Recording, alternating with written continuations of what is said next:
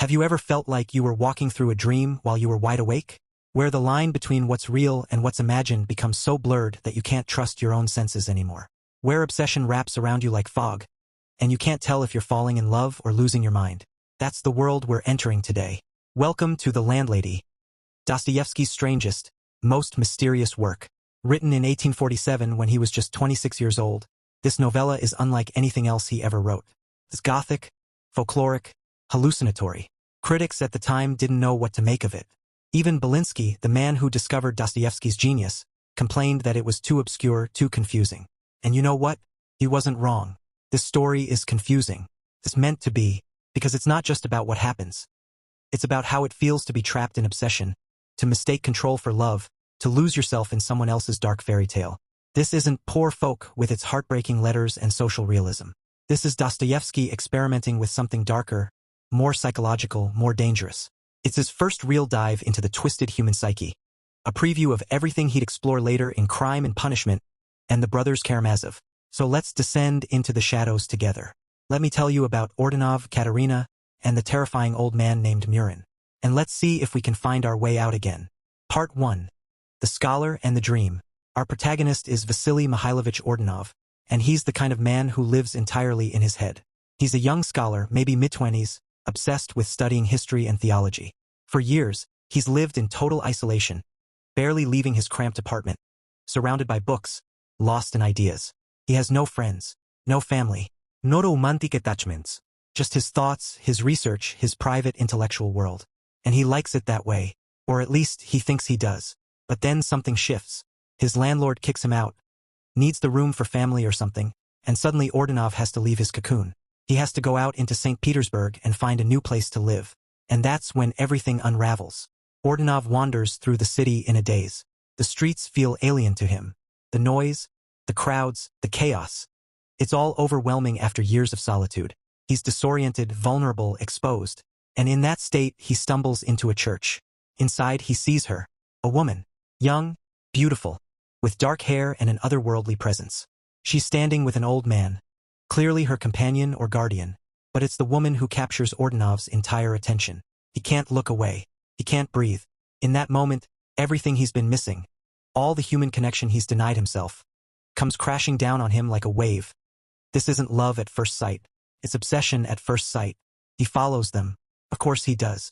Follows them through the streets, watching from a distance as they disappear into a shabby apartment building. And then, in a moment of fate or madness, Ordynov discovers they're renting out a room. He moves in that very day. Part 2. Katerina, the captive beauty. Let's talk about the woman who just turned Ordynov's entire world upside down. Her name is Katerina, and she is the landlady. She lives in the apartment with the old man, Murin, who is supposedly her husband. But from the moment you meet Katerina, something feels wrong. She's young, maybe early 20s, and hauntingly beautiful. But there's a sadness in her eyes, a heaviness in the way she moves. She speaks softly, almost like she's afraid to raise her voice. And she barely looks at Ordynov when he arrives, as if she's trained herself not to see the world around her. The apartment itself is strange, dark, cramped, filled with heavy curtains and religious icons. Feels less like a home and more like a cage. And Murin, the old man, sits in the corner like a spider in the center of its web. Ordynov becomes their lodger, renting a small room separated from the main living space by a flimsy partition. He can hear everything, every conversation, every footstep, every whisper, and he becomes obsessed with understanding who Katerina really is. At first, their interactions are brief, polite. She brings him tea. She asks if he needs anything, but Ordynov can see the fear in her. The way she glances nervously at Murin before speaking. The way she flinches when the old man raises his voice. Ordynov convinces himself that Katerina is a prisoner, that Murin holds some dark power over her, that she needs to be rescued, and that he, Ordynov, is the one destined to save her. But here's the thing, we don't know if that's true, because this entire story is filtered through Ordynov's perspective, and Ordynov is unreliable. He's isolated, inexperienced, prone to fantasy. He's never been in love before. He doesn't understand women, doesn't understand relationships. All he knows are the romantic tales and folklore he's read in books. So when he looks at Katerina, does he see her? Or does he see a character from a story? A damsel in distress, a tragic heroine waiting to be saved? That ambiguity is what makes this novella so unsettling. We're trapped inside Ordynov's head, and we can't escape it any more than he can. Part 3. Murin. The mystic or the monster? Now let's talk about the old man, Ilya Murin. He is one of the most enigmatic characters Dostoevsky ever created. And that's saying something. Murin is described as an old man, hunched, frail, with a long beard and piercing eyes. He claims to be Katerina's husband, though the age gap is enormous. He's often ill, lying in bed, coughing, moaning. Sometimes he seems weak and pathetic. Other times, he radiates menace. The rumors about Murin are dark. People say he's a mystic, a seer who can predict the future, read minds, cast curses. Some whisper that he's a former Volga outlaw, a bandit who murdered and stole his way across Russia before settling in St. Petersburg. Others claim he killed Katerina's parents and took her as his own. Ordynov doesn't know what to believe, but he fears Murin, and he's drawn to him in the same twisted way he's drawn to Katerina. Because here's the key, Murin performs his power. He tells stories. He hints at dark secrets. He shows Ordynov a dagger, lets him see a pistol. He speaks in riddles and folklore, weaving tales about fate and destiny and the spirits that control our lives. Is it real? Is Murin truly a mystic with supernatural abilities? Or is he just a manipulative old man who uses fear and superstition to control Katerina, and now Ordynov? Dostoevsky never gives us a clear answer. And that's the point that I end one scene. Murin is a fragile, pitiful figure, sick, dependent, almost sympathetic. In the next, he's terrifying, pulling out weapons, speaking in ominous tones, dominating the room with his presence. The ambiguity is intentional, because the real question isn't what Murin is. The real question is, why does Ordynov need to believe he's a villain? If Murin is just an old man, then Ordynov is a fool. His obsession with Katerina is pathetic, intrusive, delusional.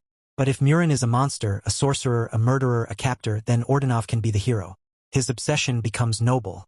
His fantasies become justified. So Ordynov chooses to see Murin as evil, because it's easier than confronting the truth about himself. Part 4. The fever dream. Reality unravels. As the story progresses, things get stranger, more hallucinatory. The boundaries between dream and reality dissolve completely. Ordynov falls ill. He's bedridden with fever, slipping in and out of consciousness. And in his delirium, Katerina appears at his bedside. She tends to him, brings him water, cools his forehead with a damp cloth. And in his fevered state, Ordynov imagines they're having conversations. Long, intimate talks where she confesses her secrets, tells him about her tragic past, begs him to save her. But did those conversations really happen? Or did Ordynov dream them? The text doesn't tell us. Dostoevsky deliberately keeps everything vague, ambiguous, unreliable. We're trapped in Ordynov's mind, and his mind is fracturing. In one particularly haunting scene, Katerina does speak, maybe for real this time. She tells Ordynov about her past, about how she grew up in the countryside, the daughter of simple folk. How Murin came into her life when she was young.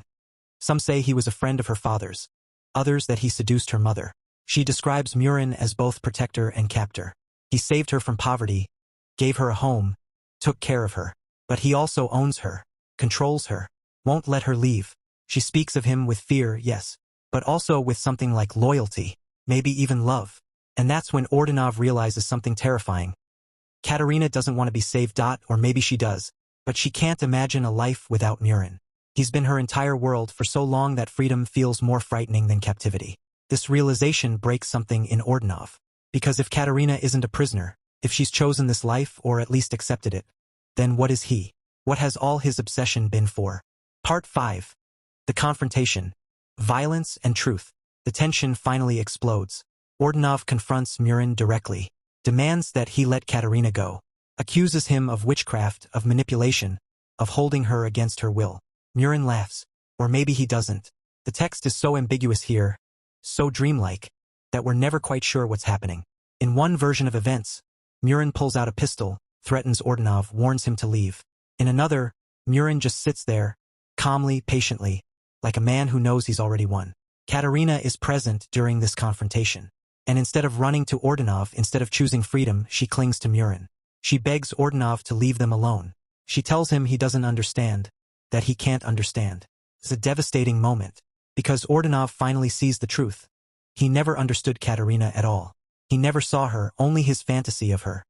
He projected his own loneliness, his own need for connection, onto a woman who already had a life, however dark, however twisted it might be. He convinced himself he was a hero when he was really just an intruder.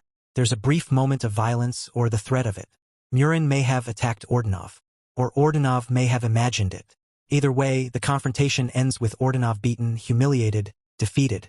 And Katerina? She remains with Murin, bound to him by ties Ordynov can never break. Ties of history, trauma, codependency, and maybe even a strange kind of love. Part 6. The ending.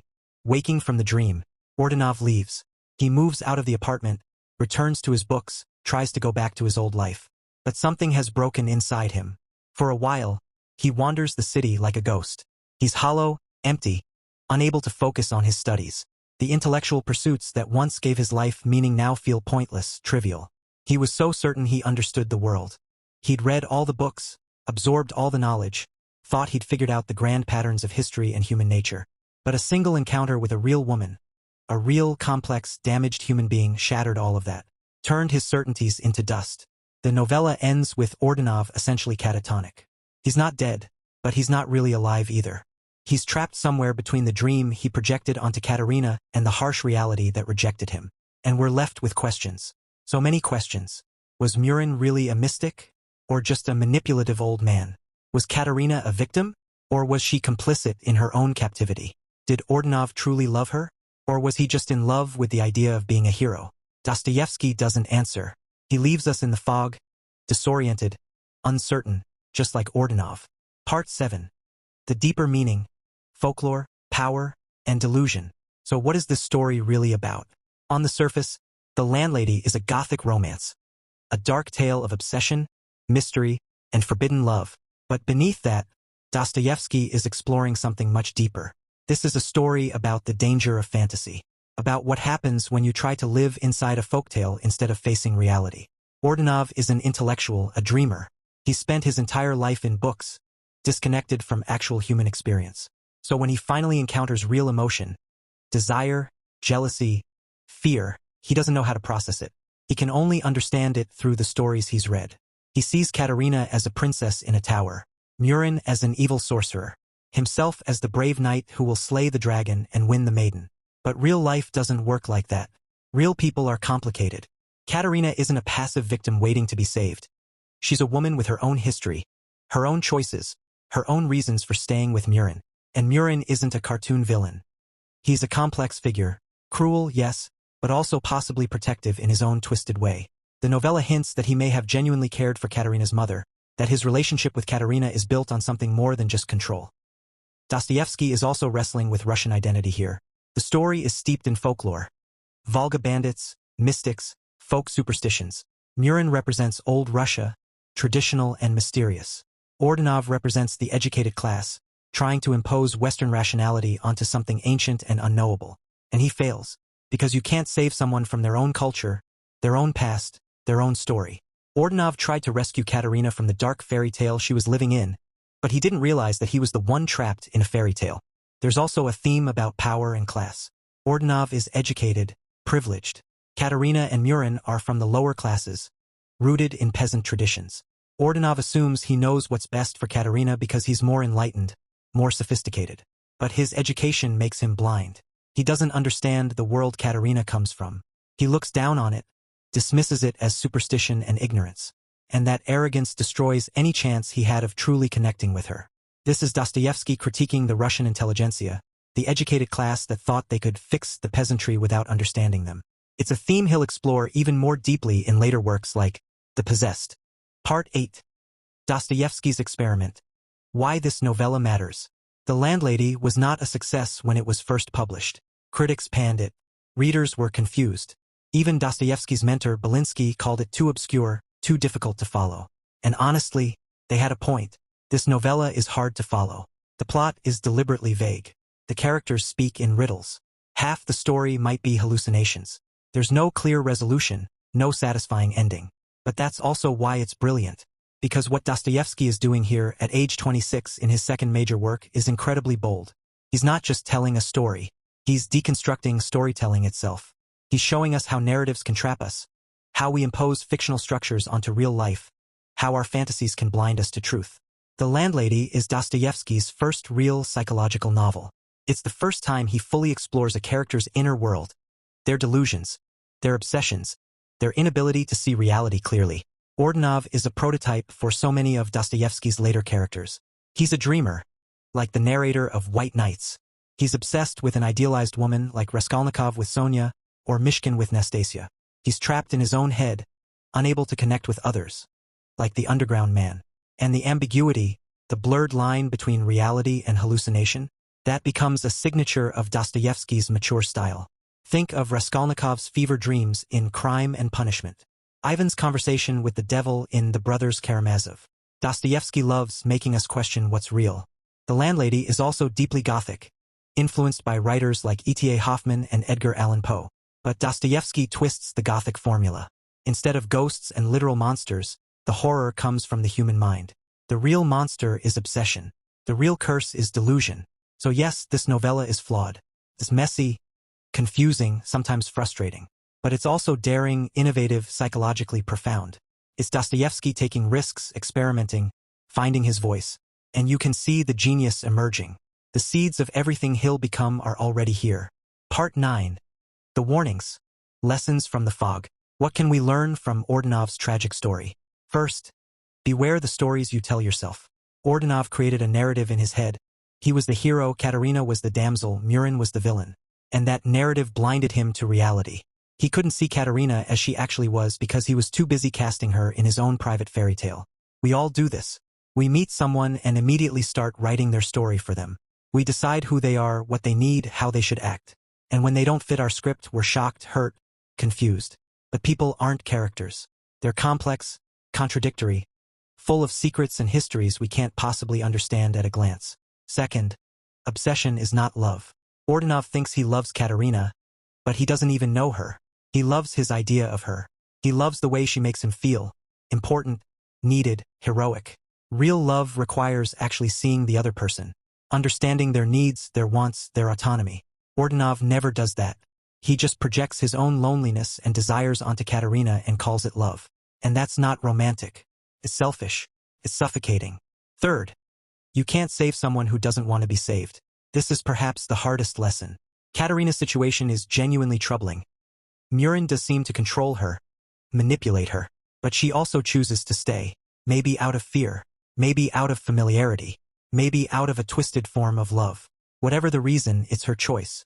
Ordynov tries to impose his will on her, to rescue her against her wishes.